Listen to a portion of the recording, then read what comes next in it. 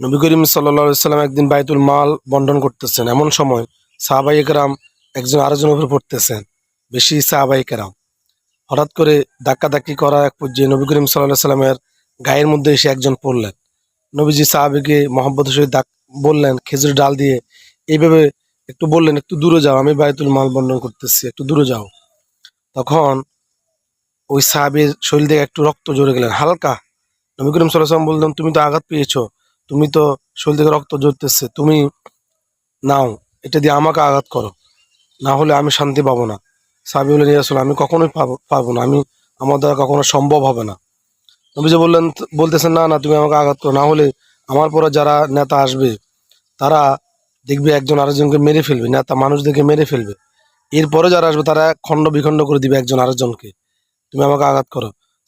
সাহাবী বললেন, ইয়া রাসূলুল্লাহ, আমি আপনাকে আঘাত করতে পারবো না, আমি আপনাকে আল্লাহর জন্য মাফ করে দিলাম।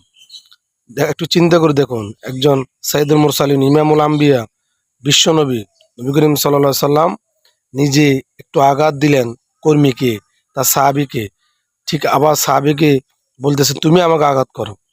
তাহলে চিন্তা করেন, সাইয়্যিদ নেতা কাকে বলে, ইসলাম কাকে বলে, নবীজির কি আচরণ, আমরা হলে কি করতাম, আমাদের পরিস্থিতি কেমন, আমরা কি এরকম আচরণ করতে পারি? আল্লাহ আমাদেরকে বোঝার তৌফিক দান করুন।